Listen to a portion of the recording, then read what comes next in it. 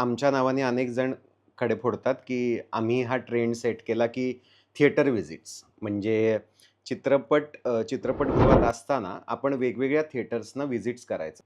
बरेचसे लोक असे आहेत, की हा चित्रपट मला हवा म्हणून मी केला. तर बाबा रे हो, गोष्ट तुला हवी ती सांगायची असते, पण चित्रपट प्रेक्षकांना हवा तो बनवायचा असतो. नाही, बजेट या गोष्टीचा कधीच विचार करत नाही. कारण आपण जर बघितलं तर हे सर्व सिनेमे बिग बजेट आहेत. करेक्ट. म्हणजे झिम्मापासनं झिम्मा 2 म्हणजे याची बजेट्स खूप मोठ्या प्रमाणात गेलेली आहेत. माझा एक सर्वात पहिला सिनेमा बघतोस काय मुजराकर हा इंग्लंडमध्ये शूट झाला आणि मग पहिला सबसिडी मिळवणारा चित्रपटही आपला होता इंग्लंडमधला. मग त्याच्यानंतर तो ट्रेंड सुरू झाला आणि मग सबसिडीसाठी लोक सिनेमे बनवू लागले.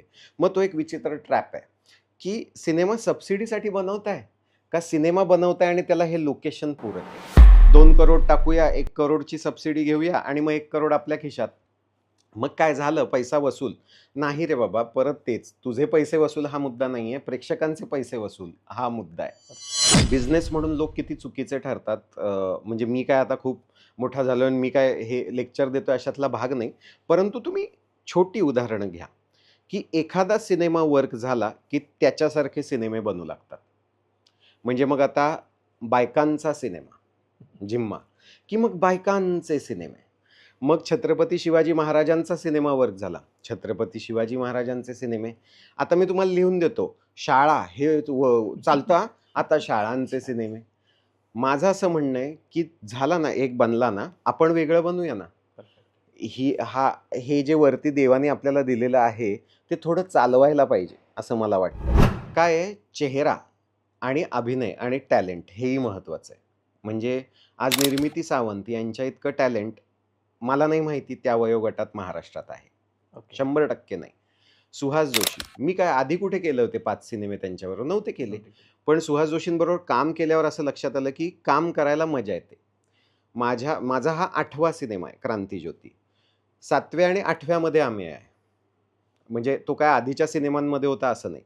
आत्ता काम करायला मजा येतीये. मला तशा कथा आणि तसे रोल सुचतायत ज्याच्यात ही माणसं फिट बसू शकतात. सगळ्यात महत्त्वाचं परत व्यवसाय. ही सगळी मंडळी रेलेव्हंट आहेत. ही टॅलेंटेड आहेत. सोशल मीडियावरती प्रचंड ॲक्टिव्ह आहेत.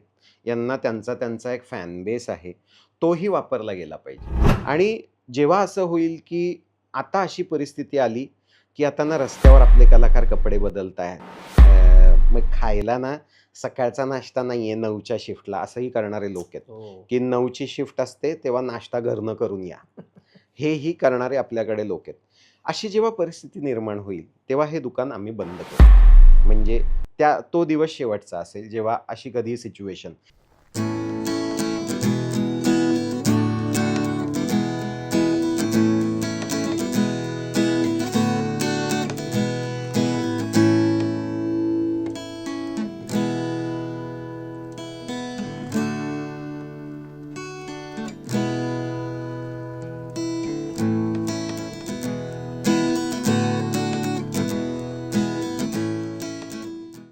नमस्कार. मी रोहन दालोलकर. इसाब निधी चॅनलच्या छापा गाठा या कार्यक्रमात तुम्हा सर्व रसिक प्रेक्षकांचं अगदी मनापासून स्वागत करतो. मित्रांनो, आतापर्यंत आपल्या कार्यक्रमात अनेक नेते, अभिनेते, क्रिकेटर्स खूप सारी मंडळी येऊन गेली. पण असं एक व्यक्तिमत्व जे सारखं आम्हाला विचारलं जायचं कधी आमच्या कार्यक्रमात येणार? कारण की हा असा व्यक्ती आहे, ज्याने फक्त मराठी चित्रपट बनवले नाहीत, तर ते चालवून दाखवलेत. मराठी चित्रपट चालत नाहीत, ही जी बोंब असते. पण ही मराठी चित्रपट का चालतात? कसे चालतात? कुठल्या गणितावर चालतात? असे अनेक गोष्टी ज्याला जमलेत, ते सूत्र आज आपण बघणार आहोत. तुमचे, आमचे आवडते अभिनेते, लेखक, दिग्दर्शक आणि आत्ताचे निर्माते हेमंत ढोमे आज आपल्या भेटीला आलेत. तर नमस्कार हेमंतजी. नमस्कार, नमस्कार. तुमचं हिसाब नीतीमध्ये मी मनापासून स्वागत करतो.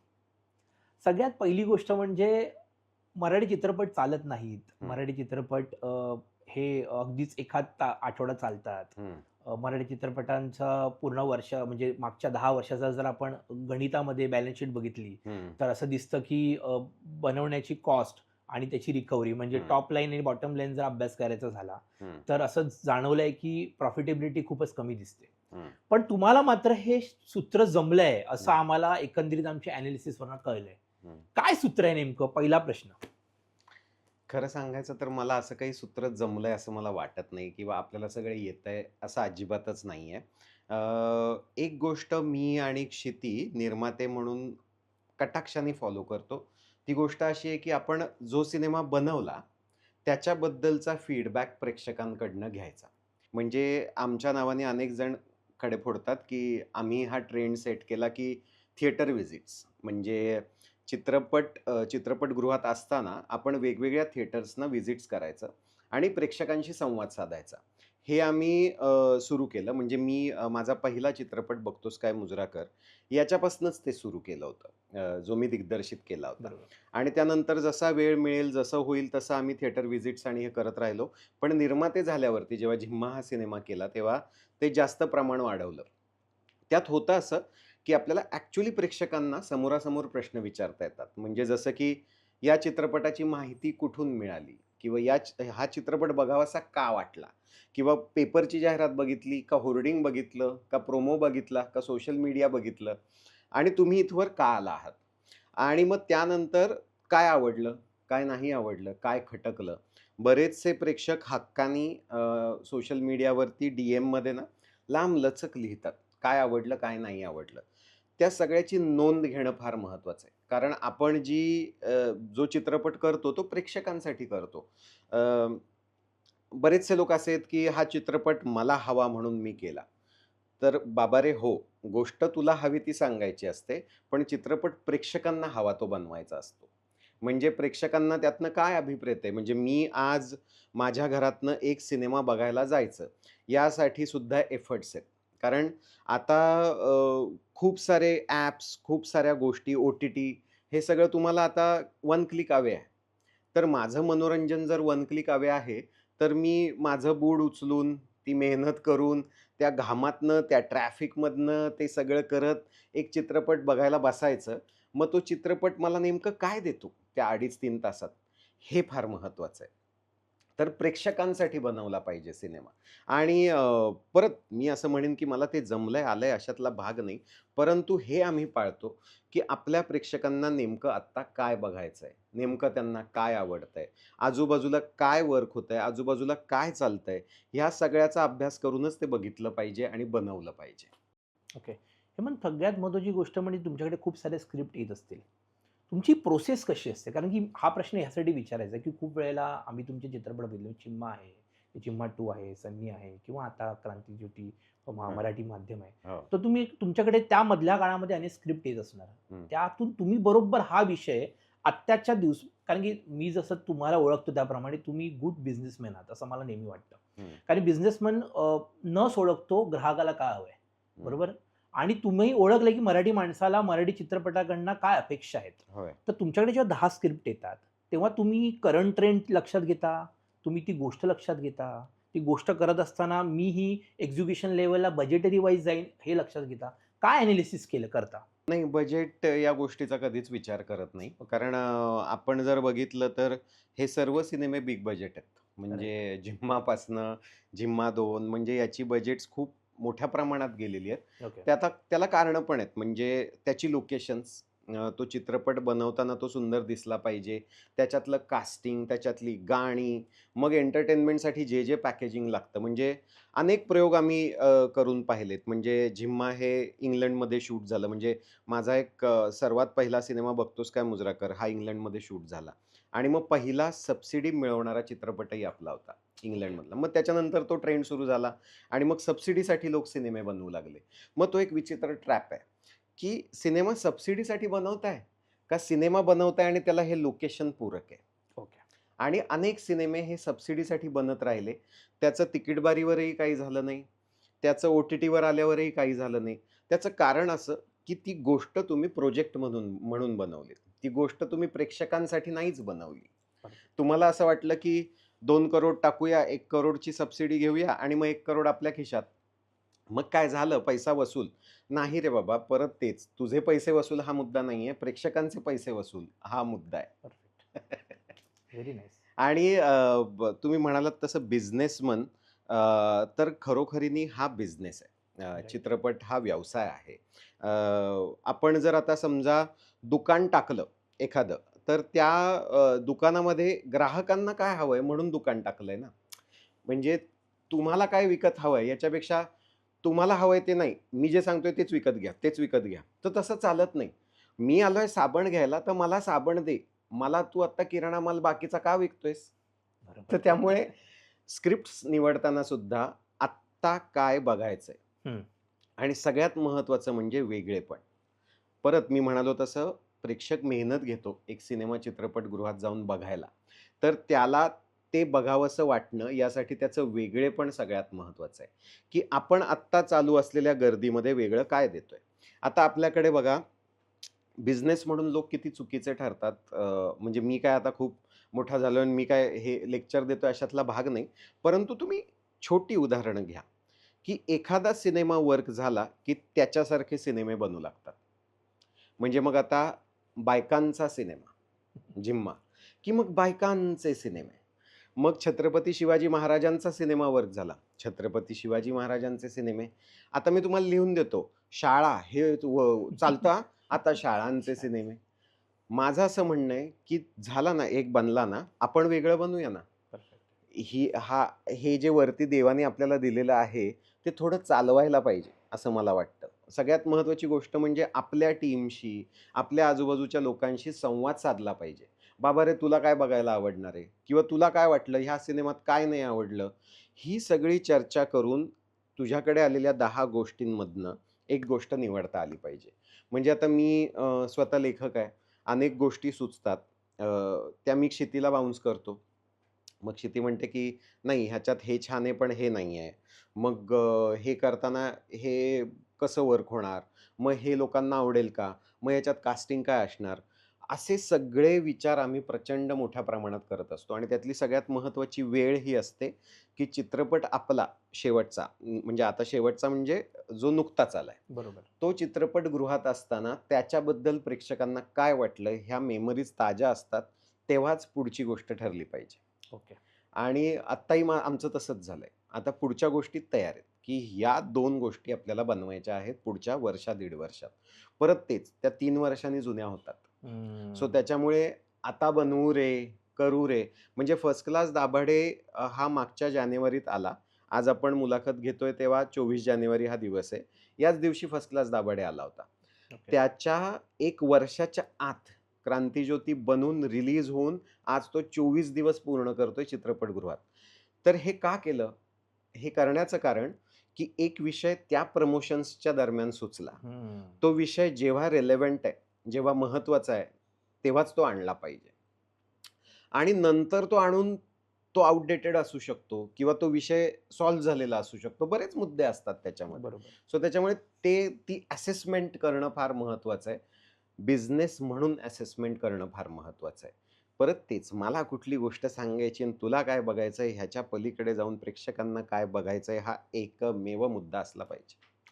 अ, खूप वेळेला आम्ही तुमच्या चित्रपटामध्ये पाहिलं, की तुमची एक टीम आता तयार झाली आहे. म्हणजे सिद्धार्थ हो, आहे किंवा अमेय आहे. हो. हे दिसतात. पण भविष्य म्हणजे लोकांचं असंही म्हणणं आहे, की एक ती कथेची गरज हा एक विषय असू शकतो. पण ह्याच्या व्यतिरिक्तही कलाकार मंडळी असतात, काही इतर गोष्टी आहेत. तर त्यांना घेऊन तुम्ही येणाऱ्या काळामध्ये काही गोष्टी वेगळं काहीतरी करणार आहात, की त्याच ठरलेल्या एका कलाकारांबरोबर काम करण्याचा असा विचार आहे? आता मला तुम्ही सांगा ना 10 नावं. चला हं. आपण ही आता पोस्टर्स आहेत इथे 4. मला तुम्ही सांगा 10 नावं, की ही सोडून ही 10 नावं मला वाटतात ज्यांच्याबरोबर काम केलं पाहिजे. ती नाही आहेत. ओके. मी अत्यंत जबाबदारीने सांगतो ती नाही आहेत. काय आहे चेहरा आणि अभिनय आणि टॅलेंट हेही महत्त्वाचं आहे. म्हणजे आज निर्मिती सावंत यांच्या इतकं टॅलेंट मला नाही माहिती त्या वयोगटात महाराष्ट्रात आहे. ओके. 100% नाही. सुहास जोशी. मी काय आधी कुठे केले होते 5 सिनेमे त्यांच्याबरोबर? नव्हते केले. नोटेड. पण सुहास जोशींबरोबर काम केल्यावर असं लक्षात आलं, की काम करायला मजा येते. माझा हा 8वा सिनेमा आहे क्रांतिज्योती. 7व्या आणि 8व्यामध्ये आम्ही आहे. म्हणजे तो काय आधीच्या सिनेमांमध्ये होता असं नाही. आत्ता काम करायला मजा येतीये. मला तशा कथा आणि तसे रोल सुचतायत ज्याच्यात ही माणसं फिट बसू शकतात. सगळ्यात महत्त्वाचं परत व्यवसाय. ही सगळी मंडळी रेलेव्हंट आहेत. ही टॅलेंटेड आहेत, सोशल मीडियावरती प्रचंड ॲक्टिव्ह आहेत, यांना त्यांचा त्यांचा एक फॅन बेस आहे, तोही वापरला गेला पाहिजे. आता एक व्यक्ती जिला मी घ्यायचं, जिचं समाज माध्यमांवर काहीही स्टँड नाही आहे, ती व्यक्ती आपलं प्रोडक्ट प्रमोटच कसं करणार आहे? हम्म. हाही महत्त्वाचा मुद्दा आहे. आणि परत तेच त्या बिझनेसच्या गणितामध्ये ते बसलंच पाहिजे. ते असलंच, तो विचार असलाच पाहिजे. बरं, आपण असे सिनेमे आता बनवायचे ज्याच्यामध्ये म्हणजे आपल्याकडे हा ट्रेंड आहे. खूप रडगाणी गात राहायची. म्हणजे आता दुष्काळ आहे, बापरे! मग झोपडीमधून एक दाराच्या आतनं शॉट लागतो. मग तो माणूस हंडा घेऊन चाललाय, चाललाय, ऊन आहे, अरे बापरे! अरे बापरे! दमलाय, घाम येतोय, अरे बाप! हो, कळलं. मला कळलं. हम्म. एका वाक्यात होऊ शकतं, की इथं दुष्काळ आहे, प्यायला पाणी नाही. पुढं काय? हम्म. कारण मी जे रोज जगतोय, मला ज्या रोजच्या वेदना आहेत, रोजचे स्ट्रगल आहेत, त्याच्या पलीकडे जाऊन मला कोणीतरी हे वाटवलं पाहिजे, की आपलं आयुष्य सुंदर आहे. काहीतरी छान होणार आहे. सो त्यामुळे ही टीम निवडताना सुद्धा रिलेव्हंट टीम असली पाहिजे. ज्यांना माहिती आहे, की कुठली गोष्ट करायची, कुठली नाही. ही सगळी टीम जेव्हा या ऑफिसमध्ये बसते, जेव्हा यांना मी सांगतो, की आपण आता हा सिनेमा करायचा आहे, तेव्हा हे कॉन्ट्रिब्यूट करतात त्याच्यामध्ये. अमेय असेल, सिद्धार्थ असेल, क्षिती तर आहेच. क्षिती याची म्हणजे क्षितीचं मुळात असं आहे, की क्षिती निर्मातीच आहे. सो ती नसणार सिनेमात तर कोण असणार मग? म्हणजे माझी बॅट, माझा बॉल, माझं स्टेडियम असा मुद्दा आहे तो. सो बरोबर. त्याच्यामुळे तो मुद्दाच नाही आणि मला दिग्दर्शक म्हणून ती माझी बायको आहे हे जर बाजूला ठेवलं, तर मला खरोखरीने असं वाटतं, की ते सुद्धा एक असंख्य गुणांनी भरलेलं टॅलेंट आहे, ज्याला अजून एक्सप्लोर करायचं आहे. मला सुद्धा करायचं आहे, तिला स्वतःला सुद्धा करायचं आहे आणि प्रेक्षकांना सुद्धा बघायला आवडणार आहे, तिला वेगवेगळ्या भूमिकांमध्ये. तसंच आहे सिद्धार्थ आम्याचं. कुठली गोष्ट ऐकल्यावर आम्हाला हे वाटलं, हे नाही आवडत आहे. म्हणजे क्रांतिज्योती विद्यालय हा सिनेमा तुम्ही बघितला असेल, तर स्क्रिप्टचं रीडिंग झालं. म्हणजे आता हे फायनल लॉक स्क्रिप्ट आणि आम्ही असं म्हणाला, की मला ना अजून पण काहीतरी मिसिंग वाटतंय. मी म्हटलं, "काय मिसिंग वाटतंय?" तो म्हणाला, "यार शाळेचं गॅदरिंग." हम्म. तर मी म्हटलं, "गॅदरिंग कसं करणार आता? ही शाळा पडायला आली आहे आणि हे तर ते लोक शिव्या घालतील आपल्याला, याच्यात गॅदरिंग दाखवलं तर." तो म्हणाला, "नाही, ते नाही मला माहिती, पण गॅदरिंग पाहिजे." एक आठवडा गेला, आम्ही पुन्हा भेटलो. मला एक कल्पना सुचली, मी ती ऐकवली आणि नाच रे मोरा हे जे गाणं आहे या चित्रपटामध्ये, ती सिच्युएशन मी यांना सगळ्यांना सांगितली. हे म्हणाले, "हां, आता कसं कंप्लीट झाली फिल्म." सो हेही होतं. हम्म. आता ही आता ही माणसं काहीतरी कॉन्ट्रिब्यूट करतात. आपल्यासोबत आपला सिनेमा जगतात आणि तो पेलतात. म्हणजे आजही सिद्धार्थ आमेय माझ्यासोबत कोकणात म्हणा, जळगाव म्हणा, इकडे-तिकडे खांद्याला खांदा लावून फिरतायत. तो आपला सिनेमा म्हणून फिरतायत. मी असेही लोक बघतो, की सिनेमाच्या शूटिंगला येतात. तो सिनेमा प्रदर्शित होत असताना ते कुठेही नसतात.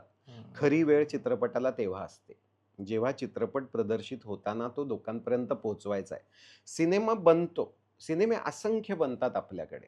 पण तो सिनेमा पोहोचवायचा कसा? आपण सगळ्यांनी मिळून तो कसा उभा करायचा? हा सगळ्यात महत्त्वाचा मुद्दा आहे आणि ही माणसं कायम खंबीर साथ देत आलेली आहेत. सो त्याच्यामुळे मला मला नाही असं वाटत म्हणजे मला कोणी नाही म्हणालं क्रांतिज्योती बघून, की "अरे, आमेयचा तोच-तोच अभिनय आहे, सिद्धार्थचा तोच-तोच अभिनय आहे." रादर लोक आता उलटं म्हणू लागलेत, की "अरे, आमेय वाघनी काय रोल केलाय?" हम्म. म्हणजे आता आमेय वाघला आमेय वाघ नाही तर बबन अशी हाक मारतायत थिएटर्समध्ये आम्ही जातोय तेव्हा. "अरे बबन, अरे बबन." सो हे किती महत्वाचं आहे. गेली अनेक वर्ष तो माणूस काम करतोय, पण त्याला आता हाक बबन अशी मारली जाते, तेव्हा त्याला सुद्धा ते सुखावणार आहे, की आपलं आत्ताचं पात्र लोकांच्या जास्त लक्षात राहतंय. हे पण तुमचं मला एकंदरीत एक गोष्ट जी पटली ती म्हणजे तुमच्या बिझनेसला म्हणजे तुमच्या ज्या चित्रपटाच्या गोष्टीला पूरक ज्या जे पूरक कलाकार म्हणजे जसं म्हणाल्याप्रमाणे पोस्ट प्रोडक्शन, प्री प्रोडक्शन आणि नंतर मग सगळं डिस्ट्रिब्युशन आणि सगळं मेन म्हणजे मार्केटिंग या हां, सपोर्ट करणारी लोकं दिसतायत. जी कुठेतरी लॅकिंग आणि तुमच्या सगळ्यांचं मिळून प्रॉडक्ट बनतंय ते. बरोबर. आणि त्यामुळे ह्याचं यश जास्त द्विगुणित होतंय असं मला जाणवतंय. 100% म्हणजे माझा कुठलाही सिनेमा माझा नाहीये. हं. तो त्या टीमचा आहे. म्हणजे अगदी माझ्या सिनेमाचे तुम्ही टायटल्स बघितलेत तरी सुद्धा मी असं लिहितो, की हेमंत ढोमे आणि टीमचा चित्रपट. कारण तो माझा जितका आहे तितकाच त्यांचा आहे. तेवढेच त्यांचे इनपुट्स आहेत. त्यांनीही तेवढीच मेहनत घेतली आहे तो सिनेमा बनवायला. मग माझा स्पॉट बॉय असेल, माझे लाईट बॉयज असतील, माझी आर्टची टीम असेल, त्या सगळ्यांना तो आपला वाटला पाहिजे. या प्रोसेसमध्ये शूटच्या मी तुम्हाला सांगतो पहिल्या दिवशी शूट प्रचंड पावसात या चित्रपटाचं शूट झालं आणि खूप हेक्टिक होतं.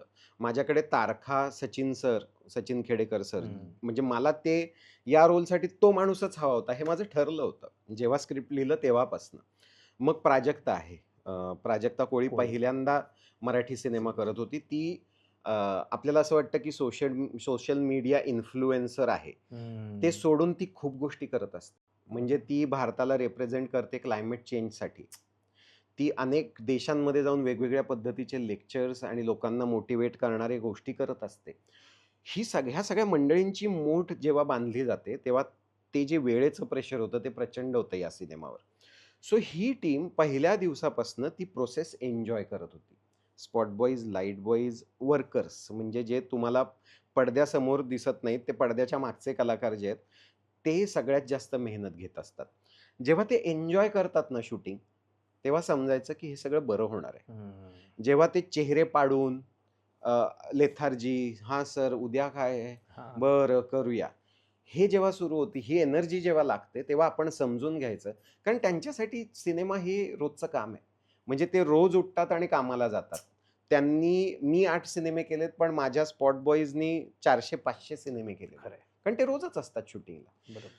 त्यांना जेव्हा असं वाटतं, की आपण मिळून काहीतरी बरं बनवतोय, तेव्हा समजून जायचं, की आपण खरोखर काहीतरी बरं बनवतोय. या चित्रपटाच्या प्रोसेसमध्ये ते जे आता सहलीला जायचं, हे जे आमिया वाघचं प्रचंड गाजतंय सोशल मीडियावरती. सहलीला जायचं ही त्यांनी घेतलेली ॲडिशन होती. म्हणजे ओके.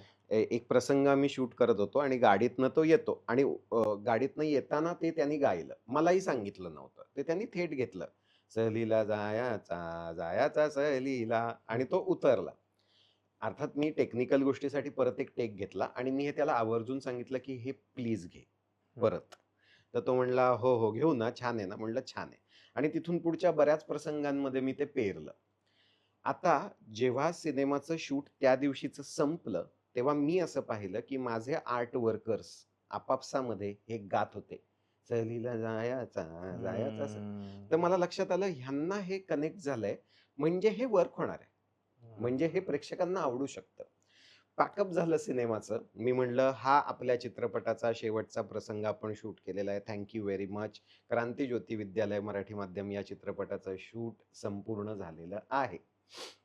हे म्हणल्या माझा क्रू गायला, सहलीला जायाचा, जायाचा सहल, सगळे मिळून. याचा अर्थ आणि जोवर असं काम करत राहू, तोवरच काम केलं पाहिजे. जोवर ह्या कामाची मजाच संपेल, तेव्हा निवृत्त होऊन गावाला जाऊन शेती केली पाहिजे. हेमंत, तुमचं मार्केटिंग स्किल हे आम्हाला नेहमी जाणवतं. म्हणजे मी बघितलं नाही, की सगळेच चित्रपटाचे प्रमोशन करत असतात. पण तुमचं प्रमोशन म्हणजे अगदी गावागावात जाऊन म्हणजे काही तुमच्याकडे एक जागा पण ठेवत नाही तुम्ही.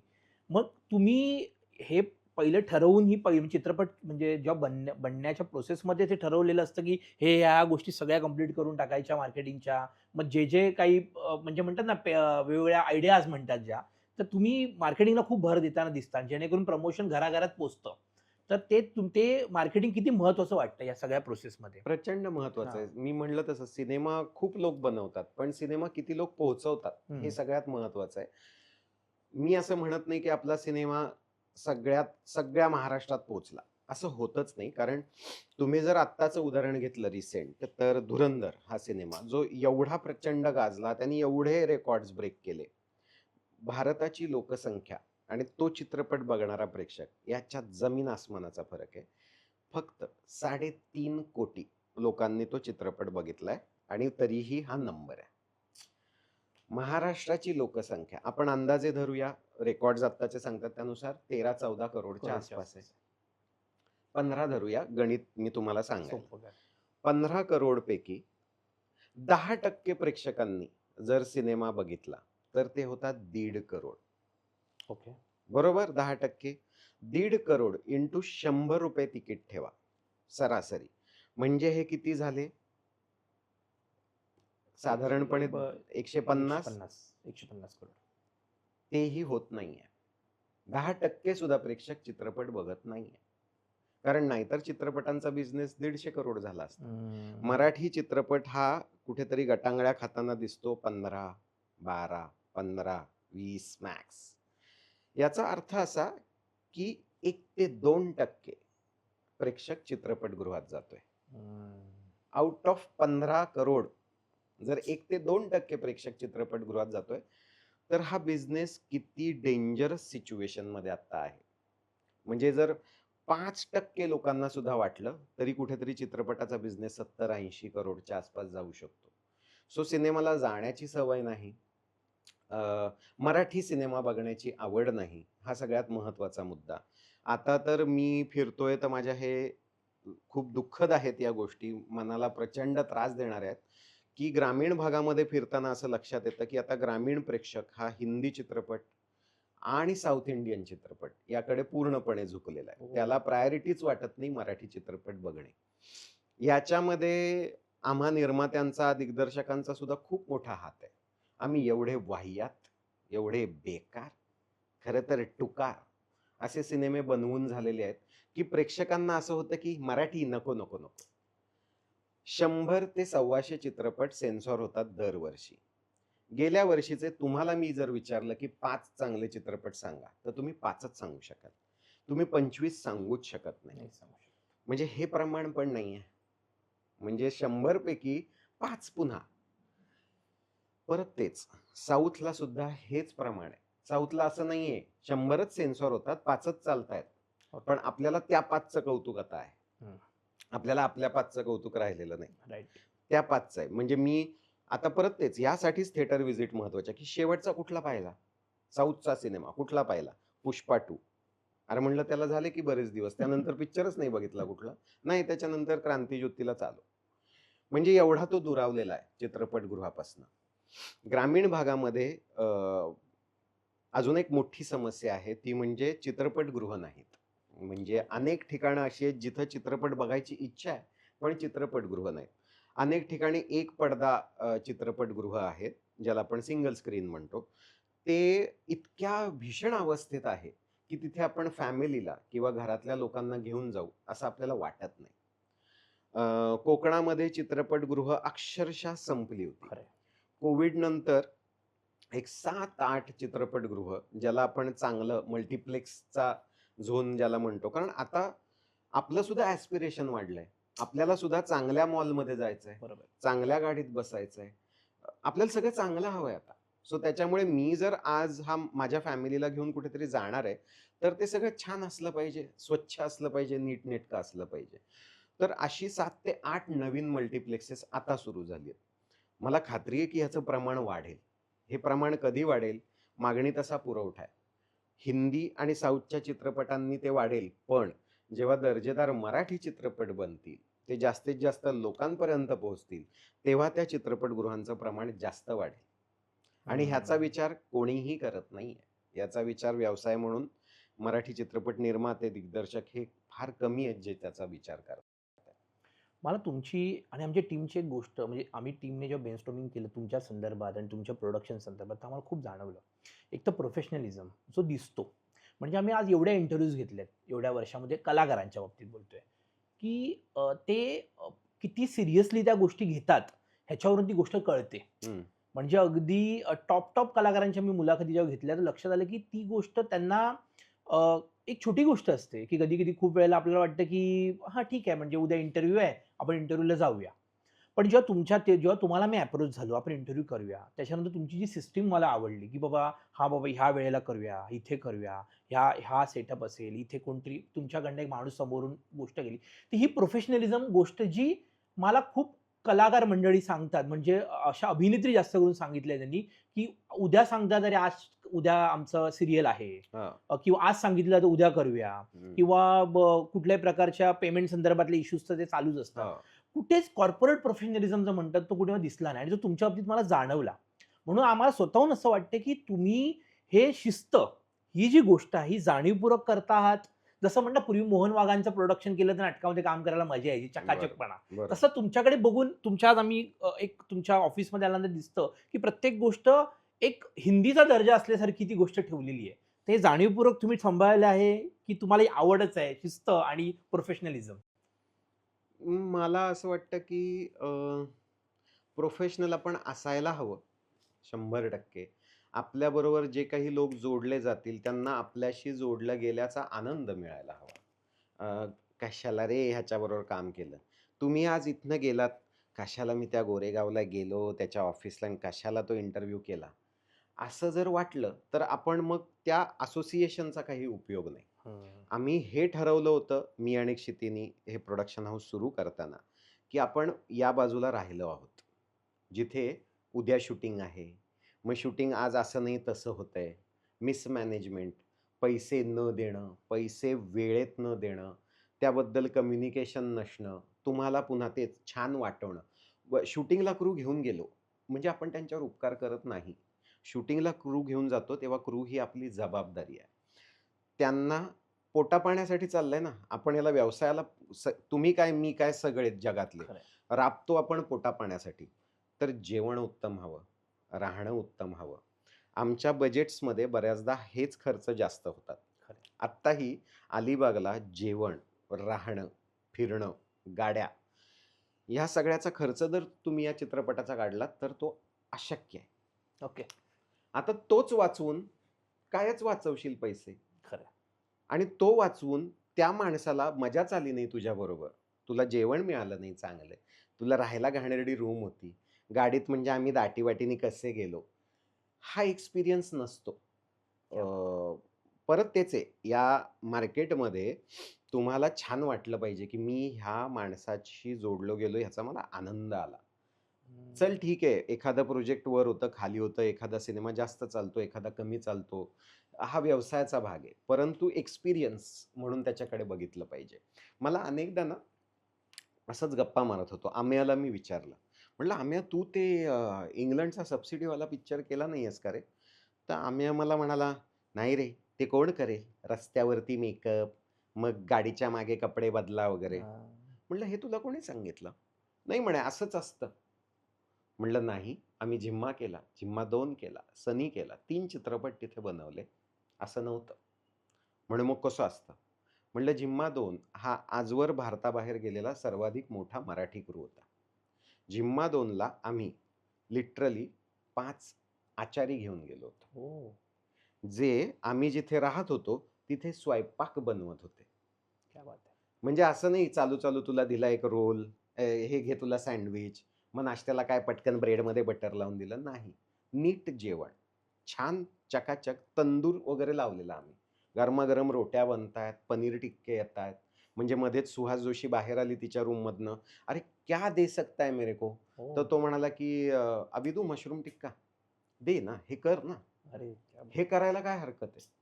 अ, व्यवस्थित रूम्स म्हणजे ज्याला आपण शूट करतोय. आता एखाद्या गावात शूट करतोय यूकेला. तिथल्या व्हॅनिटीज आणि हे सगळं प्रकरण बरोबर आहे. तुला महाग जाणारे, कठीण जाणारे, पार्किंग तिथे बऱ्याच अडचणी इश्यू असतात. असतात. बरोबर. पण तू 2 रूम तर घेऊ शकतोस. हं. एवढी हॉटेल्स, टुरिस्टी देश आहे तो. तू 2 रूम्स घे. त्याच्यामध्ये कलाकार बसलेत. शॉटच्या वेळेला आले. कपडे बदलायला पुन्हा तिथे गेले. म्हणजे हे पैसे वाचवून करणार काय आहेस राजा? क्या बात है! हे हे हा हा ही त्यांना सिस्टम दे. त्याचा आउटकम जो असतो ना, तो वेगळा असतो. बरं. म्हणजे तू जर हे पुरवलंस त्यांना आणि त्या कलाकाराला असं वाटलं, की सगळं छान आहे. काही कटकट नाही, चिडचिड नाही, काही नाही. मी माझ्या कामावर फोकस करतो. मग त्या प्रत्येक क्रू मेंबरला असं होतं, की मी आता काम छान करतो. मला ह्या माणसाने एवढं पुरवलंय, आता माझी जबाबदारी आहे, की हं. मी आता डिलिव्हर केलं पाहिजे. सो ते सगळ्यात महत्त्वाचं आहे. ती सिस्टम सगळ्यात महत्त्वाची आहे. आणि जेव्हा असं होईल, की आता अशी परिस्थिती आली, की आता ना रस्त्यावर आपले कलाकार कपडे बदलतायत. मग खायला ना सकाळचा नाश्ता नाहीये 9च्या शिफ्टला असंही करणारे लोक आहेत, हो. की 9ची शिफ्ट असते तेव्हा नाश्ता घरनं करून या. हेही करणारे आपल्याकडे लोक आहेत. अशी जेव्हा परिस्थिती निर्माण होईल, तेव्हा हे दुकान आम्ही बंद करू. क्या बात म्हणजे तो दिवस शेवटचा असेल, जेव्हा अशी कधीही सिच्युएशन.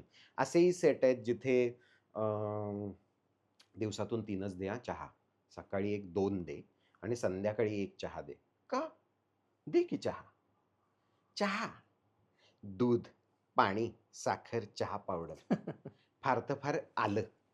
हां, किंवा काय जे काही त्याच्यात टाकायचं असेल ते.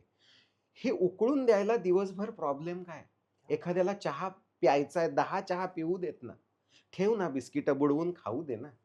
म्हणजे नाही, आमच्या सेटवर 2दाच चहा मिळतो. बंद करते दुकान. Very nice. नाही खरंच हेमंत आम्हाला ना ह्याचं खरंच अभिमान वाटतो या गोष्टीचा कारण की अ, सारखी बोंब ऐकतोय आम्ही या मुलाखतींच्या दरम्यान कलाकारांची, की 8 तास करा, 10 तास करा. मी तर म्हणतो अशा पद्धतीचे प्रोडक्शन हाऊस असताना ह्या पद्धतीची फॅसिलिटी मॅनेजमेंट म्हणतात जो, जो आपण दुनियेला शिकवत जातो आणि ह्या आपण जे काम करतो त्यामध्ये ही फॅसिलिटी मॅनेजमेंट आली, तर ती लोकं तेवढी आनंदाने काम करतीलही, जे तुमच्याकडनं आम्हाला जाणवतं. पुढचा विषय असा आहे, की तुम्ही नेहमी जसं नात्यांचा चित्रपटाचा म्हणजे दाभाडे केलात. तुम्ही जिम्माच्या माध्यमातून खूप साऱ्या बायकांना स्वतःकडे बघण्याचा एक स्वाभिमान दिलात. आता सारखा मराठी विषय जो मराठी हे जे विषय असतात तुमचे, हे आम्हाला नेहमीच प्रेरित करत असतात. पण आता जो विषय क्रांतीज्योतीच्या निमित्ताने आलेला आहे, जो मराठी विषय, जो साहित्यामध्ये, जो चित्रपटांमध्ये, जो राजकारणामध्ये दिसतो. काय वाटतं मराठीबद्दल? तुमच्याकडनं ऐकणं खूप महत्वाचं आहे. मी माझ्या स्पेसिफिक सुरू करतो. हां. मराठी चित्रपट याची दुरावस्था असं एक हेडलाईन येते. हं, मग हं. मराठी चित्रपटांचं होणार काय? अरे बापरे! हा फक्त मराठी चित्रपटांपुरताचा विषय नाही आहे. हा मराठी भाषेबद्दलचा विषय आहे. मराठीतलं सगळंच दुर्लक्षित होऊ लागलंय. मराठीतलं सगळंच कमी होऊ लागलंय. कारण आपण आता ग्लोबल व्हायच्या मागे पळतोय आणि ग्लोबल होताना आपले रूट्स विसरतोय. बरोबर आहे. ते रूट्स आपण विसरले नाही पाहिजेत. रूट्स म्हणजे काय? तर आपल्या आईची भाषा. मग ती अहिराणी असू शकते, विदर्भातली असू शकते, मराठवाड्यातली असू शकते, पश्चिम महाराष्ट्रातली असू शकते, कोकणी असू शकते. बरोबर. आणि प्रत्येकाची भाषा वेगळी आहे. जिल्ह्यागणिक पुन्हा हेल बदलतो, शब्द बदलतात, रचना बदलते आणि ही खूप सुंदर गोष्ट आहे आपल्या महाराष्ट्राची. बरोबर. महाराष्ट्र ज्याचं नाव आहे, महाराष्ट्र राष्ट्र. म्हणजे खूप मोठं, भव्य असं ज्याचं नाव आहे, त्या भव्यतेमध्ये खूप विविधता जडलेली आहे आणि खूप गोष्टी आहेत ज्या या महाराष्ट्रामध्ये जगाने बघाव्यात, जगाने ऐकाव्यात असे संत होऊन गेले. म्हणजे आपल्याकडे संत परदेशात किंवा वेस्टर्न कल्चरमध्ये संत म्हणजे काय? जो देवाचं काम करतो. हं. हं.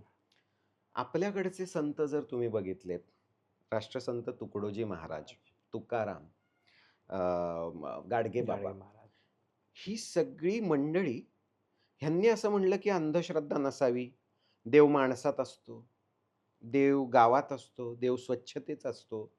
ही सगळी माणसं काहीतरी वेगळं वागत गेली. हं. हे संत साहित्य जगाच्या पाठीवर कुठेही नाहीये. क्या बात! देव माणसात आहे हे सांगणारे संत नाहीत. देव स्वच्छतेत आहे हे सांगणारे संत नाहीत. हे आपल्या महाराष्ट्रात होऊन गेले. याचा अभिमान आपण पुढच्या पिढ्यांना सांगणारच नसू, तर हे कोणासाठी केलं त्यांनी हे सगळं? हे सगळं संचित आपण जर देणारच नसू पुढच्या पिढ्यांना, तर ही आपली संस्कृती, ही आपली परंपरा, आपली भाषा एक दिवस संपेल. क्या बात! मला खूप तळमळीने असं वाटतं, की अनेक भाषा आहेत ज्या संपल्या भारतातल्या. खूप उदाहरणं आहेत आपल्याकडे. तुळू या भाषेला लिपी नाही. बरोबर. तुळू ही भाषा आता प्रॅक्टिकली बोललीच जात नाही. तशी वेळ मराठीवर येऊ शकते. कारण आता आपण एकमेकांशी सुद्धा मराठीत बोलणं कमी केलेलं आहे. आता आपण इंग्लिशमध्ये संवाद साधतो किंवा आपण हिंदीमध्ये बोलू लागतो. परत तेच कुठल्याही दुसऱ्या भाषेचा अनादर मला या निमित्ताने करायचा नाही. पण अरे, तू मराठी, मी मराठी, आपण मराठीत का नाही बोलत आहोत? बरोबर. अनेकदा आम्ही सुद्धा बघतो सोशल मीडियावरती, "हॅलो सर, सॉ युअर फिल्म." मी तुमचा चित्रपट बघितला, मला आवडला. मी त्याच्यावर म्हणणार आहे, "धन्यवाद, आभारी आहे." आणि ते चुकीचं आहे इंग्रजी. कशाला बोलायचं आहे? मी बोलतोय मराठी, तुम्ही आत्ता मुलाखत बघताय, याच्या खाली पण कमेंट येणार. इंटरेस्टिंग इंटरव्ह्यू, व्हेरी हे. कशाला? छान वाटला, मस्त बोलणं झालं तुमच्यात. क्या बात! हे तर करूया. जिथं गरज आहे तिथं वापरायचंच आहे. इंग्रजीला पर्याय नाही. कारण ती जागतिक लेव्हलला आपल्याला बोलावीच लागणार आहे. जर आपण जागतिक लेव्हलला काही करायचं असेल, पोहोचवायचं असेल. पण आता शक्य तर बोलूया ना मराठी. महाराष्ट्राचं राजकारण, समाजकारण, अर्थकारण हे मराठीला सोडून कुठेतरी भलतीकडे जातंय, असं आत्ताचं चित्र आहे. आणि ते मी नाही, जगातले सगळे थोर विचारवंत, साहित्यिक सगळी मंडळी आता बोंबाबोंब करून थकली आहेत. मला असं वाटतं, की मराठी शाळा हे त्याच्या केंद्रस्थानी आहे. म्हणजे मराठी शाळा जर बंद होत गेल्या आणि अशी परिस्थिती निर्माण झाली, की आता मराठी शाळा नाहीच आहेत. तर मग हे मराठीपण त्या लहान मुलाला शिकवणार कोण? म्हणजे अ, आपण लहानपणी घडतो. बिघडतो, घडतो जे काही ते असेल काय ते लहानपणीच होतात आपल्यावर बरोबर, जे काही बरोबर. परिणाम व्हायचे आहेत. त्या लहानपणात आपल्याला ही सगळी माहिती मिळाली नाही. महाराष्ट्राचा नकाशा आपल्याला कळला नाही. महाराष्ट्रात जिल्हे किती? महाराष्ट्रामध्ये तालुके किती? नद्या किती? पर्वतरांगा किती? हे आत्ताच्या मी चॅलेंज देतो आत्ताच्या कुठल्याही इंग्रजी माध्यमातल्या मुलाला जाऊन विचारा. जिल्हे किती महाराष्ट्राचे? नाही, त्याला भलतंच माहिती आहे. कॉन्टिनेंट्स किती जगात? आ, म्हणजे ओके, तीही माहिती हवी ना. अरे, पण महाराष्ट्रातल्या मराठी मुलाला त्याच्या आईची भाषा आणि त्याच्या आईच्या राज्यामध्ये जे काही चालू आहे, ते सांगणं अधिक गरजेचं आहे. कारण तर तो जाऊन सांगेल, की माझं महाराष्ट्र काय आहे? किंवा माझी मराठी भाषा काय आहे? हे सगळं संपत गेलं, तर खूप भयानक चित्र असू शकतं. हो, मी हा चित्रपट, या चित्रपटाचा विषय आणि त्याची आर्थिक बाजू सगळं मान्य आहे मला. पण हे बाजूला ठेवूया. हा चित्रपट करावासा वाटण्याचं सगळ्यात महत्त्वाचं कारण हे आहे, की मला ते जाणवतंय. मला ते वाटतंय. परत तेच या थिएटर व्हिजिट्समध्ये मराठी भाषाच हल्ली हे होत चालली आहे. मराठी चित्रपट आम्हाला बघायचेच नाहीत हो. हा फीडबॅक आला. म्हणून हे जास्त जाणवलं, ओके. की नाही हे मराठी भाषेबद्दल आहे. हे आणि मराठी शाळा हा विषयसुद्धा भाषेबद्दल आहे. आणि मला असं वाटतं, की मग गरिबांसाठी शाळा नसणार का? मग सगळ्यांनी कर्ज काढून पोरांना शिकवायचं का? याची गरज नाही. म्हणजे आता पालकांनी सुद्धा हा विचार केला पाहिजे, की "अरे, तू कुठल्या शाळेत होतास? तूही आलास ना मराठी शाळेत. हं. मराठी शाळेत शिकून काहीतरी तुझंही झालंय ना, आज जेवतोयस ना 2 वेळेला. लेकरालाही घाल, त्याचं ते बघेल." आता तर जास्त एक्सपोजर आहे. आता इंग्रजी शिकायला म्हणजे पूर्वी मी आत्ता ज्या शाळेतनं आलो, त्यानंतर मला इंग्रजी शिकण्यासाठी पर्याय नव्हते. कारण मी जेव्हा 11वीत आलो, तेव्हा कुठे मोबाईल आला. बरोबर. तोही ठोकळा मोबाईल होता. फक्त बटणं दाबायची आणि फोन करायचे एकमेकांना. हळू-हळू तेही इव्हॉल्व होत गेलं. आता हजारो ॲप्स आहेत. हं. ई-लर्निंग फॅसिलिटीज आहेत. म्हणजे काहीतरी वाटेल ते उद्योगधंदे करतो ना, दिवसभर ती रीळ बघत बसण्यापेक्षा अर्धा तासाचा कोर्स करेल. माझ्या माहितीत अनेक लोक असे आहेत, ज्यांना आता स्पॅनिश येते, जर्मन येते, मोबाईल थ्रू येते. सो मोबाईल थ्रू येईल की इंग्लिश? इंग्लिश भाषा आहे फक्त, ती कम्युनिकेशनसाठी वापरली जाते आणि तेवढं कम्युनिकेशन येईल की लेकरांना. पण ते मराठी आलं पाहिजे ना आधी. आणि कशासाठी हे सगळं? फॅन्सी कपडे, फॅन्सी गाडी, ती पिवळी एक गाडी येते, त्याच्यात ते जाणार. मग त्याचा टिफिन वेगळा असणार. मग तो टिफिनही भारी असला पाहिजे. कशाला? दे ना तूप साखर पोळी. खरं आहे. आपण तेच खाल्लं ना. म्हणजे माझ्यासारखा मुलगा, मी माझ्या बाबतीत बोलतो, की मी 1ली, 2री, 3री जिल्हा परिषद शाळेत होतो. मग बाबांची बदली झाली. मग एक शाळा आली, ज्याच्यामध्ये बेंच होता बसायला. हां. म्हणजे मलाच कौतुक वाटलं, बापरे! आता आपल्याला अशी शाळा मिळाली ज्याच्यात बेंच आहे. बेंच. नाहीतर जमिनीवरच बसलोय, झाडाखाली शिकलोय. त्याच्यानंतर पुन्हा शाळा बदलली, पुन्हा एक वेगळी शाळा आली. हे सगळं मी करून 11वीत गेलो, तेव्हा येस, पुण्यात गेलो, पुण्यासारख्या शहरात आणि 11वीत असं झालं, की बापरे! हे जग वेगळं आहे सगळं. हं. पोरं-टोरं बाईकवर येतायत, मुलं-मुली एकमेकांबरोबर बोलतात. हे ह्यांचे कपडे काय? हे काय? बापरे! आपला अभ्यास सगळा इंग्रजीमधनं, आता काय होणार आपलं? 1-1.5 महिना त्रास झाला, पुढे जमलं की. हाच मुलगा माझ्यासारखा परदेशात गेला. त्यांनी एम-एस-सी केलं केंट युनिव्हर्सिटीमधनं आणि एम-एस-सी कशात केलं? Wild life conservation and international trade या ओह! विषयामध्ये. केलं ना. हा जिल्हा परिषदेतला मुलगा हे करू शकतो. हा साध्या शाळेत गेलेला चड्डी फाटलेली घालणारा मुलगा आज इथं बसलाय. आज हे सगळं करतोय. हे कशावर करतोय? तर त्या मराठी शाळेमुळे करतोय. ही हं. मराठी शाळा तुम्हाला स्ट्रीट स्मार्ट बनवते. ही मराठी शाळा तुम्हाला रोजच्या जगण्याचं बळ देते. ही मराठी शाळा तुम्हाला लेचपेचं बनवत नाही. अ, कुठेही पाणी प्यायला म्हणजे bring your on water bottle. Water हां. बॉटल. आता ते लेकरू लहानपणापासून बिसलरी प्यायला लागलं, तर ते उद्या कुठल्या गावात गेलं, तर त्याचं पोट बिघडणारच आहे. आम्हाला पहिल्यापासून नळाला असा हात लावून पाणी प्यायलंय आम्ही. त्याच्यामुळे आम्ही कुठल्याही गावात गेलो, आमचं पाण्यामुळे वगैरे पोट बिघडत नाही. आमचं रस्त्यावरचं खाल्ल्याने पोट बिघडत नाही.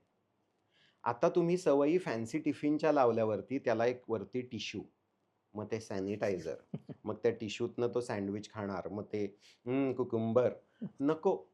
गरज नाही ह्या सगळ्याची. हे सगळं ही सगळी फॅशन आहे. हे सगळं फॅड आहे आणि ही फॅशन सोडून आपल्या आजीनी, आईनी जे केलं ते करायला चला. महात्मा गांधी बोलून थकले. खेड्याकडे चला. हं. आपल्या मातीकडे चला. आपल्या शेताकडे चला. हे सगळं असणारच आहे. iPhone घेऊन आज शेतकरी ट्रॅक्टरवरती बसला तर त्याच्याकडेही iPhone आहे की. खरं आहे. जगात सगळं मिळवता येतं, जगाशी कनेक्टही ठेवता येतो, पण आपल्या मातीला नाही विसरलं पाहिजे. पण थोडा वेगळा विषय पण राजकारण हे तुमच्याकडनं ऐकणं महत्त्वाचं आहे. कारण सध्याचं जे महाराष्ट्राचं राजकारण चालू आहे त्याचा आणि कारण की तुम्ही खूप मराठीबद्दलचा खूप म्हणजे खऱ्या अर्थाने तुम्ही जगतात. मराठी जी दिसते तुमच्या चित्रपटांमध्ये म्हणजे असे विषय घेऊन तुम्ही आणलेत. तर काय वाटतंय सध्याच्या राजकारणाला बघून, की हे पूरक जातंय का आपल्या संस्कृतीशी, हे आपल्या मराठी भाषेची आणि येणाऱ्या पिढीसाठी हे पूरक वाटतंय का राजकारण? आपण लहानपणी खेळ खेळायचो आठवतंय? सागर गोट्या किंवा गोट्या हं. आठवतंय? तेव्हा ते आपण खड्डे करायचो आणि मग ती आपली सोंगटी किंवा गोटी त्या खड्ड्यात टाकायची. आता काय झालंय खड्डे खूप आहेत, गोट्या टाकल्यात, त्या गोट्या कुणाच्याही कुठेही आहेत. माझी गोटी कुठली हेच सांगता येत नाहीये. हं. म्हणजे माझा विचार काय आहे? हे विचार कसला आलाय? आताचं राजकारण हे फक्त निवडणुकांचं राजकारण आहे. आलं इलेक्शन, आले सगळे, जिंकले, हारले, पुढे गेले. या सगळ्यामध्ये पॉलिसीज, समाज बदलण्याबद्दलचे निर्णय हे कुठे घडतानाच दिसत नाहीयेत. कोणीही त्या विधानसभेत, लोकसभेत या भारताचं काय, या समाजाचं काय हे बोलतानाच दिसत नाही. हा बोंबलतोय त्याच्या नावाने, तो बोंबलतोय ह्याच्या नावाने, ह्यानी माझे काढून नेले 8 आमदार, ह्यानी मला हे केलं, त्यानी तेव्हा पाठीत हे केलं, मग माझ्यापुढे हे केलं, माझे त्यांनी घेऊन गेला होता, मी एकटा पडलो होतो, हे तर काहीच नाही. आता मी एवढीच चर्चा चालू आहे. कोणीही म्हणजे इथून मागचे राजकारणी आपण जर बघितलं, खूप नावं आहेत. मी एक नाव घेत नाही, परत ते एक नाव घेतलं, की ते त्या पक्षाचं पक्षाचं घेतलं घेतलं असं असं वाटेल. लगेच शिक्का बरोबर. बसतो. त्यामुळे मी XYZ अशा ह्याच्यात हं, बोलतो. हं. हे जे XYZ होते, हे तळागाळात फिरायचे. हे पारावरच्या म्हाताऱ्याच्या खांद्यावर हात ठेवून त्याच्याशी गप्पा मारायचे. क्या बात है! की तुला काय वाटतंय? हे साखर कारखान्यात जायचे. तिथल्या कामगारांशी बोलायचे. हं. यांचं वाचन होतं. हे साहित्यिक मंडळींबरोबर बसून पॉलिसीज ठरवायचे. क्या बात है! इथून मागचे सर्व राजकारणी तुम्ही काढून बघा. चला 1-2 नावं घेतो. यशवंतराव चव्हाण असतील, वसंतदादा असतील. ही सगळी मंडळी आपल्या आज लक्षात का आहेत? हं. त्यांनी पॉलिसी डिसिजन्स घेतले. क्या बात! यातलं अजून एक महत्त्वाचं नाव अटल बिहारी वाजपेयी. हं. आता असे नेते होणं पुन्हा शक्य नाही. ग्रासरूट लेव्हलवरचा, लोकांसाठी काम करणारा नेता.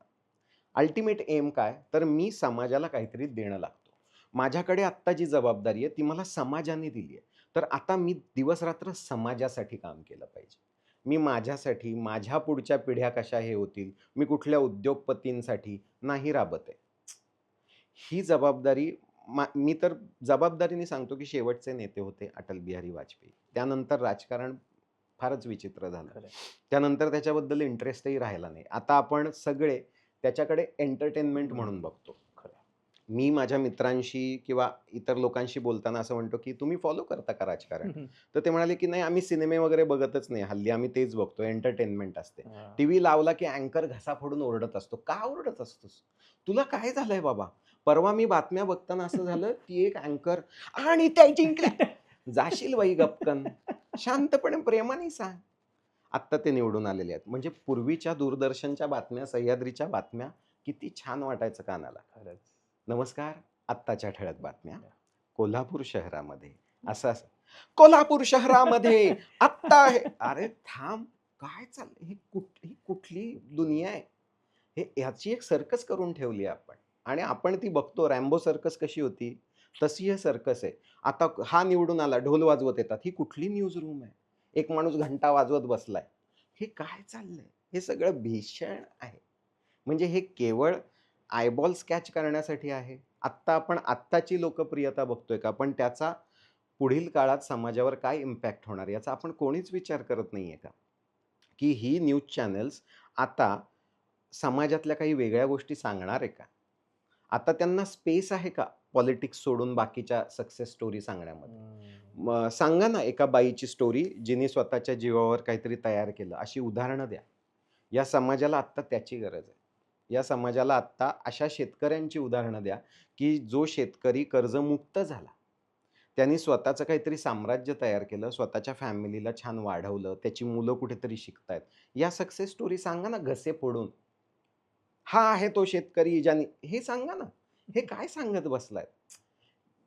तो टीव्ही बघायला नको वाटतं. तो पेपर उघडायला नको वाटतं. का वाटतं? कारण आम्हाला आता काही चांगलं तुम्ही सांगत नाही, दाखवत नाही आणि ही दशा मला असं वाटतं, की फार विचित्र आहे. यातनं आपण सगळ्यांनी लवकर मोकळं व्हायला हवं. हे चांगलं होईल का वगैरे आता काही माहीत नाही. पण आपण तरीही त्यातनं चांगुलपणा शोधत राहायला पाहिजे. मी कायम होपवर बिलीव्ह करतो. Hope is the bestest thing which we can have. So जगातल्या प्रत्येक माणसाने कशाचीही होप ठेवली पाहिजे. सो मला असं वाटतं, की मी तरीही होप ठेवू नये, की कदाचित पुढची तरुण पिढी अ, राजकारणाकडे वळेल. ती तरुण पिढी काहीतरी समाजासाठी कॉन्ट्रिब्यूट किंवा पॉलिसी डिसिजन्स घेण्यासाठी दिवस-रात्र राबेल. समाजाचं काहीतरी बरं होईल यासाठी विचार करेल. असे न्यूज चॅनल्स, असे पत्रकार आता घडतील, की जे आम्हाला समाजाची चांगली बाजू फक्त वाजवून सांगत राहतील. निगेटिव्ह बाजू नाही टी-आर-पीसाठी, तर चांगली बाजू. क्या बात आहे. म्हणजे पुढची सगळ्यात महत्त्वाचा प्रश्न म्हणजे येणारा काळ आता एआयचा आहे. आर्टिफिशियल इंटेलिजंट आहे किंवा मशीन लर्निंग आहे. सगळंच बदलणार आहे. हे हे मान्य करावं लागेल. म्हणजे मुळात आपण किती म्हटलं तरी टेक्नॉलॉजी आपल्या दारातून उभी आहे. ह्याचा आपल्या फिल्म इंडस्ट्रीला म्हणजे ॲज अ व्यावसायिक म्हणून फायदा किती होईल? यातून काही रोजगार कारण की मानलं किंवा नाही मानलं तरी रोजगार कमी होऊ शकतात. कारण की ज्या पद्धतीने जो कोडिंगचं काम जे 100 लोकं करायची ते एक एक एक एक साधा कमांड करते आता. म्हणजे ChatGPTवर तुम्हाला पूर्वी एखाद्याला पत्र लिहायचं, तर मला फक्त सांगितलं, की हेमंत डोंबे यांना पत्र लिहा. त्यांच्या चित्रपटाबद्दल. तो एवढं लिहून देतो. इतकं सिंपल झालं आहे आणि त्याचं सगळं. तर तुम्ही एकंदरीत या टेक्नॉलॉजीकडे तुमच्या ॲज अ फिल्म म्हणून कसं बघता? त्याचा वापर आपल्याला करता येईल आणि त्याने जाऊन उद्या कारण की आता एआयमध्ये चित्रपटही बनणार आहेत, असं मी ऐकलंय. तर त्याचा इम्पॅक्ट किती होईल असं वाटतंय ओव्हरऑल? मला नाही वाटत त्याचा काही इम्पॅक्ट होईल. ओके. कारण इमोशन, ह्युमन टच ज्याला माणसाने माणसाला हात लावल्यावरती जे फीलिंग येतं, ते फीलिंग कुठल्यातरी रोबोनी टच केल्यावरती येणारच नाहीये. हं. ती वॉर्मथच नसणार आहे त्याच्यामध्ये. हं. तुम्ही आत्ता परत एकदा थोडंसं असेस करायला आपण गेलो तर आपण असं बघूया, की आजकाल भारतामध्ये किंवा जगाच्या पाठीवर सगळीकडे लाईव्ह शोजला गर्दी वाढली. राइट. नाटकांचे प्रयोग, मराठी नाटकांचे प्रयोग हाऊसफुल गर्दीत सुरू खरं आहेत. गाण्यांचे कार्यक्रम, फोक आख्यांसारखा कार्यक्रम, राहुल देशपांडेचे कार्यक्रम, महेश काळेचे कार्यक्रम तुडुंब गर्दीत सुरू आहेत. हे का सुरू आहेत? लोकांना लाईव्ह बघायचं आहे आता. हे सर्कल आहे. ते बदलत राहतं, चक्र येत राहतं. एक काळ असा आला होता कोव्हिडमध्ये घरात बसून सगळी एंटरटेनमेंट. नाही, आता बाहेर पडू लागले लोक. सो एआय ही टेक्नॉलॉजी गोष्टी बेटर करायला वापरली जाऊ शकते. ओके. म्हणजे यातले व्हिज्युअल इफेक्ट्स किंवा इतर गोष्टी ज्या आहेत. आता आवाजाचं क्लिनिंग म्हणजे आता आपल्या चित्रपटामध्ये सुद्धा तुम्हाला सांगतो, की एआयचा वापर कुठे झाला. सचिन खेडेकर सरांचं तरुणपण दाखवायचं होतं. तर सचिन सरांनीच डब केलं. पण एआयला आपण कमांड दिली, की younger version of Sachin Khedekar. Okay. त्याप्रमाणे तो आवाज प्रोड्यूस झाला आणि तो आपल्याला ऐकू येतो. ऐकू येतं. ह्यानी गोष्टी बेटर होऊ शकतात. ह्यानी आपण सचिन खेडेकर लागणार ना पण. किशोर कुमार यांच्या आवाजातील आत्ताचं गाणं. किशोर कुमारचा आवाज नसता तर काय आत्ता तुम्ही ऐकवलं असतं? तुम्हाला किशोर कुमार तर लागणार. तुम्हाला लता मंगेशकर लागणार. त्याची एआयची व्हर्जन तुम्ही बनवू शकता. त्यामुळे तुम्हाला सचिन खेडेकर लागणार. मग त्याची एआयची व्हर्जन्स तुम्ही बनवा. सो मला असं वाटतं, की या तंत्रज्ञानाचा गोष्टी बेटर होण्यासाठी उपयोग होईल. हे तंत्रज्ञान आता सगळ्याला घेऊन टाकेल, बेरोजगारी येईल असं मला काही वाटत नाही. कारण आत्ता जो लाईट ॲडजस्ट होतो, ज्या हाताने हा जो आपल्यावर लाईट आहे आत्ता, तो ज्या हाताने ॲडजस्ट झाला, तो लाईट हातानेच ॲडजस्ट होणार आहे. एआयला कमांड दिली, तो फिरला माझ्याकडे. तो फिरेल, पण तो तसा नॅचरल राहणार नाही. मायक्रोमध्ये फिरणं ते जमणार नाही. ते प्रोग्राम्ड आहे शेवटी. सो त्याच्यामुळे याचा ह्युमन टच, याच्यामध्ये असलेला आपला मानवी जो काही सहभाग आहे, तो मला असं वाटतं थांबेल असं मला वाटत नाही.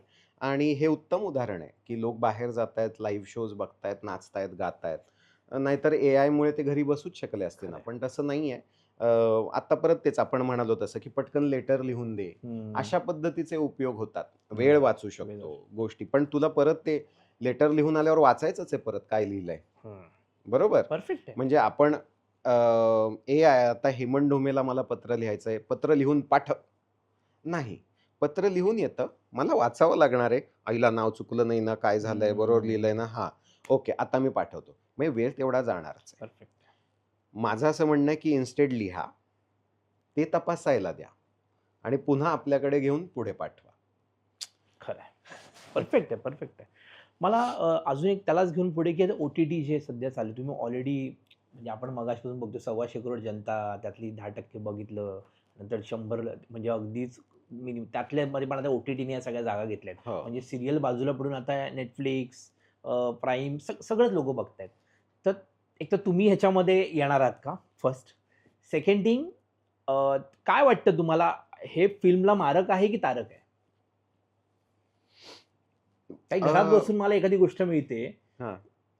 इव्हन आता क्रांतीज्योतीचंच मी उदाहरण दिलं, की न सांगता तुमच्या ह्याने लोकांनी तसे हे बनवल्या आणि घराघरात दाखवा म्हणजे शाळा दाखवायला लागले. तर तसं काही असं म्हणजे ओ-टी-टीमुळे पण ह्या गोष्टीमुळे बिझनेसमध्ये त्याचा इम्पॅक्ट होतो का? अवेअरनेस गेलाय त्याचा. म्हणजे ओके, मला असं वाटतं, की मोबाईलवरती जी गोष्ट आली, ती आपण उपभोगू शकतो. असा एक समज आता तयार झालाय. ओके. म्हणजे हे इथे आलंय, म्हणजे आता मी हे बघू शकतो.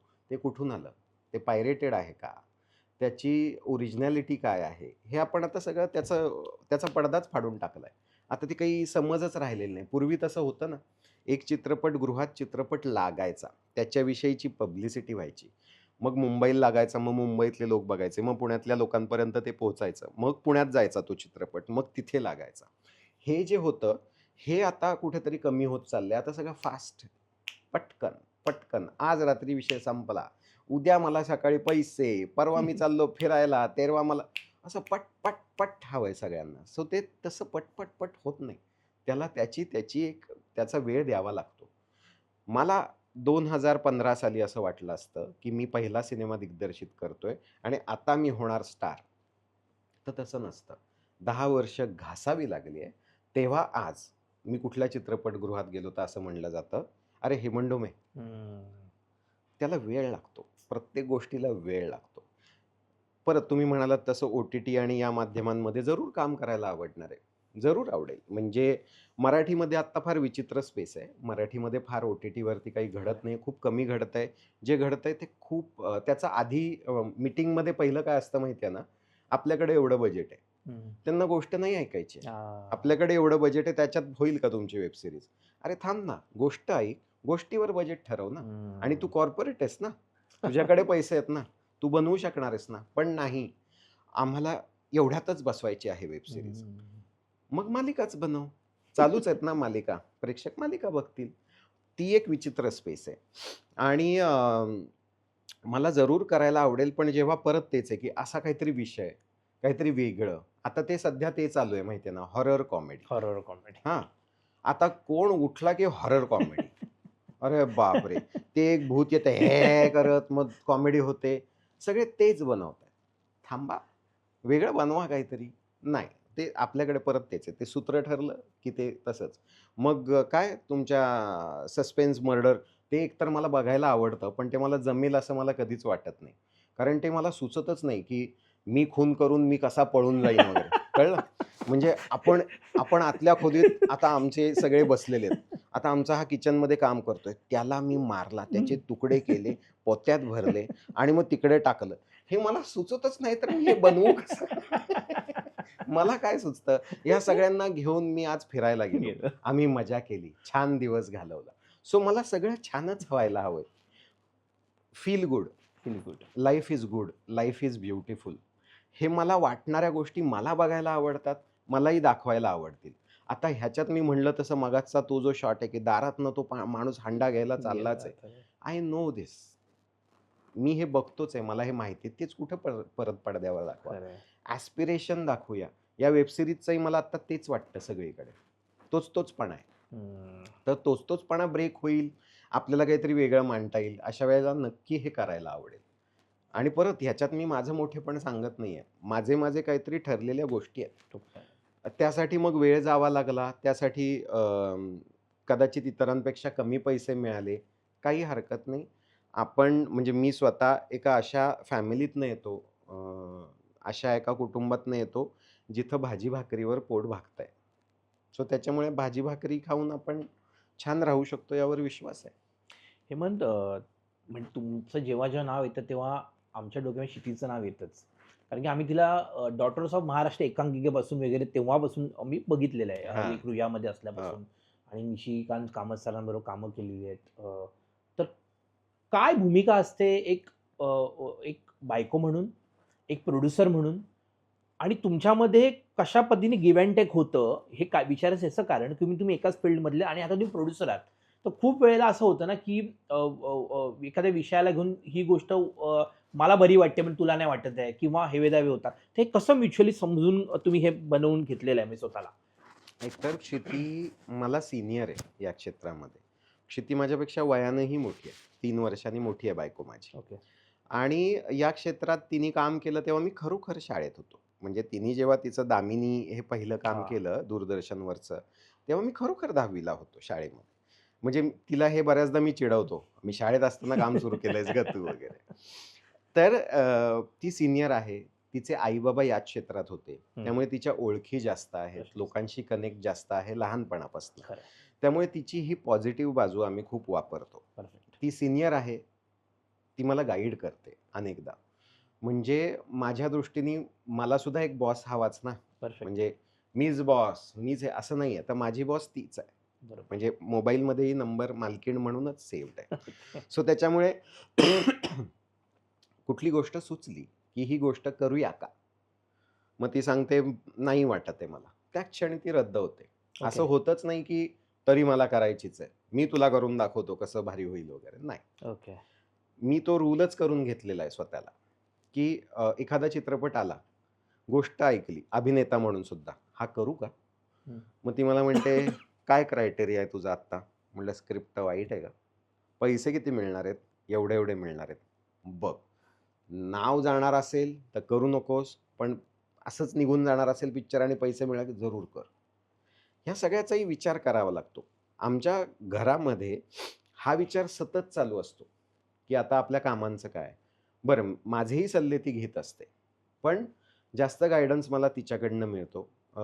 माझं स्क्रिप्ट तेव्हाच अप्रूव्ह होतं जेव्हा ती ऐकते. ओके. माझं सिनेमाचं एडिट लॉक तेव्हाच होतं जेव्हा ती ते बघते किंवा final cinema, final sound, final गाणी ही तिने ऐकल्यावरच लॉक होतात. सो त्याच्यामुळे प्रचंड मदत होते. अनेकदा भांडणंही होतात, की असं नाही तसं करायला पाहिजे होतं. तू आज असं का बोललास त्याच्याशी? तसं बोलायला पाहिजे होतं. पण ती चांगल्यासाठी असतात.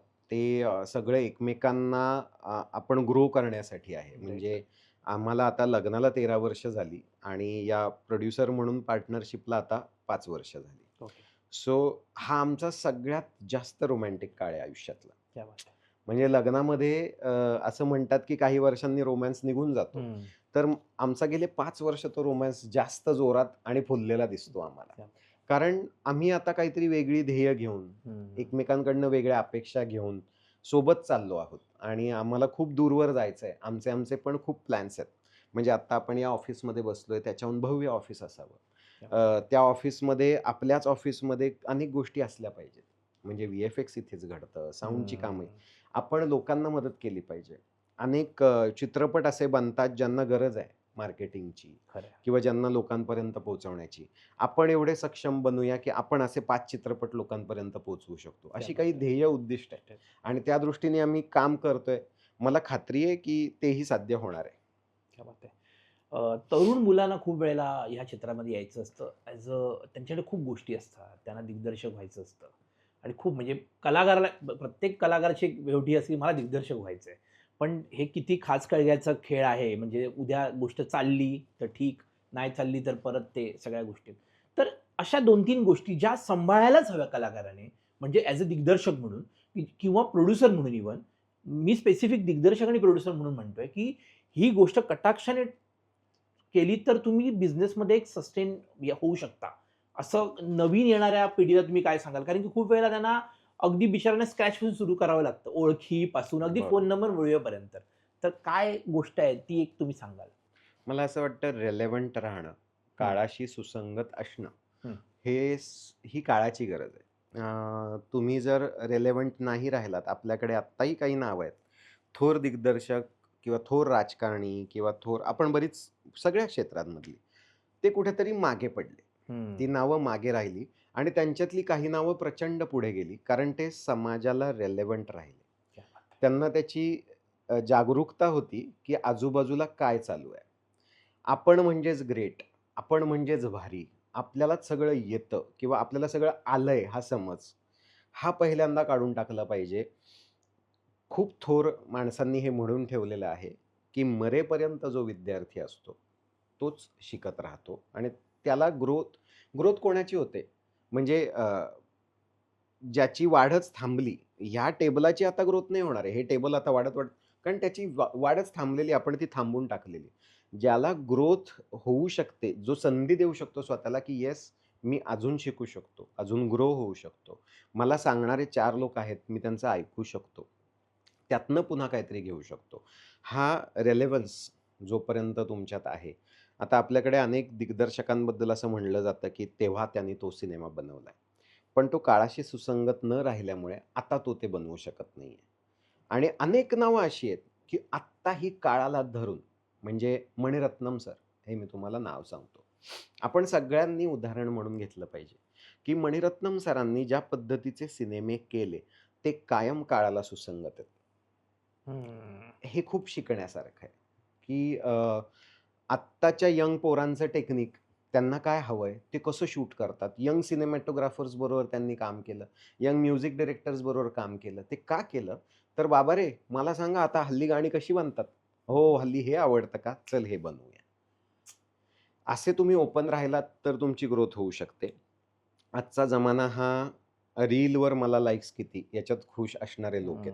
हं. सोशल मीडियावरती माझ्या रीलला 1 मिलियन झाले, की त्यांना वाटतं आपण काहीतरी झेंडा गाडला. हं.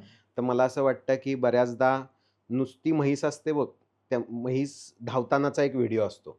तिलाही 1 मिलियन मिळतात. तर हं. तू आणि ती म्हैस सेमच आहे. थांब जरा. त्या कंटेंटला मिळालाय, त्या व्हिडिओला. तू असं काहीतरी काम कर, जे दीर्घकाळ लक्षात राहील.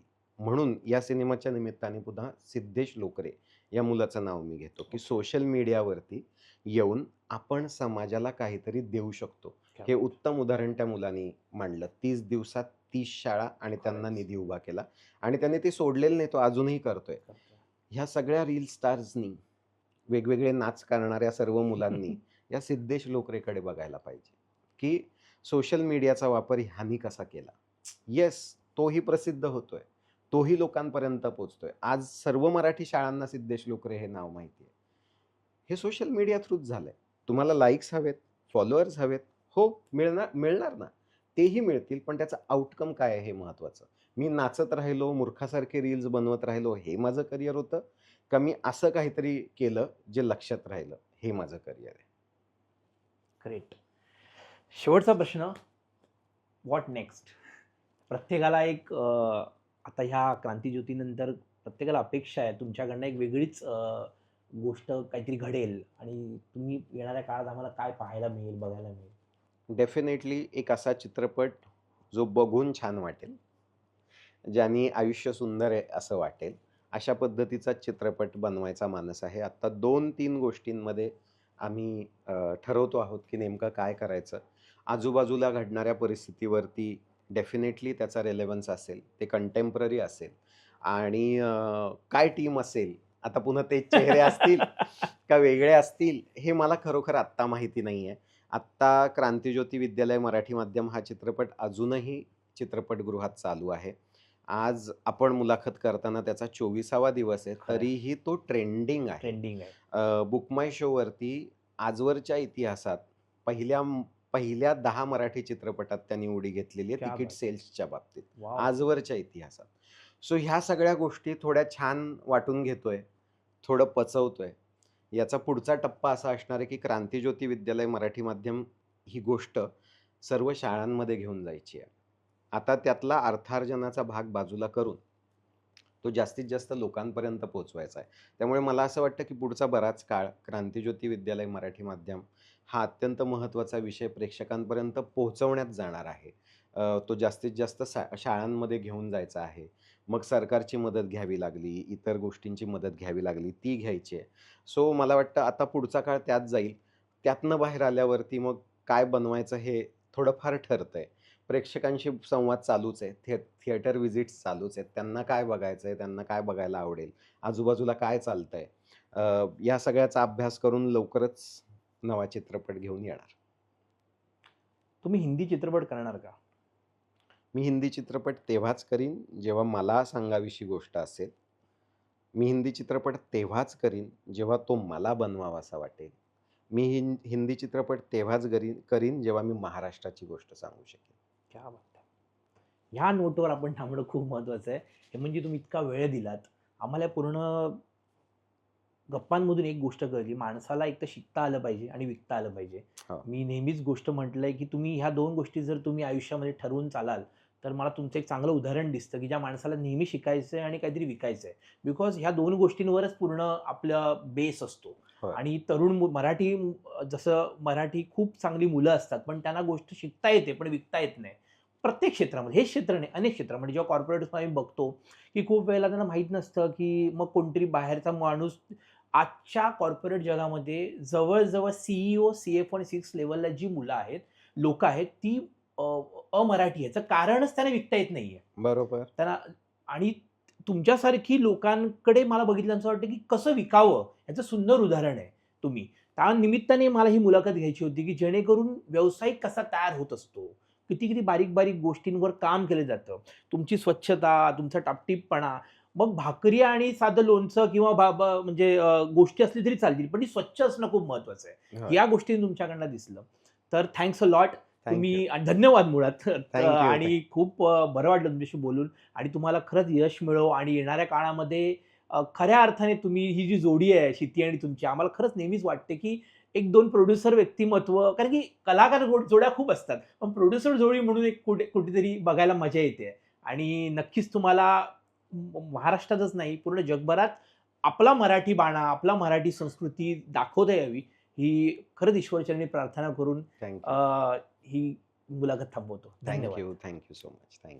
तर मित्रांनो, आज आपण भेटलो अशा एका विचारी माणसाला, ज्याने आयुष्यामध्ये शून्यातून काही गोष्टी सुरू करत, शिकत, गोष्ट विकत अनेक गोष्टी साध्य केल्यात. आजच्या ह्या पूर्ण मुलाखतीमध्ये 4-5 गोष्टी खूप मला महत्त्वाच्या वाटल्या. त्या म्हणजे ग्राउंडवर काम कसं करावं? माणसांच्या मनामध्ये आपला आदर कसा निर्माण करावा? कशा पद्धतीने आयुष्य जगत असताना प्लॅनिंग केलं पाहिजे? कुठलीही गोष्ट करत असताना कोणता फोकस, कोणतं व्हिजन ठेवायला हवं? अशा अनेक गोष्टी ह्या पूर्ण गप्पांमधून मला कळल्यात. मित्रांनो, इसाप नीती बघत राहा. अशी माणसं खूप कमी आहेत, की ज्यांचं ऐकावंसं वाटेल आणि इसाप नीतीवर आम्ही हीच गोष्ट करण्याचा प्रयत्न करतो. पुढच्या वेळी नवीन माणसाबरोबर, नवीन व्यक्तिमत्त्वाबरोबर, नवीन विचारवंतावर भेटू. तोपर्यंत धन्यवाद.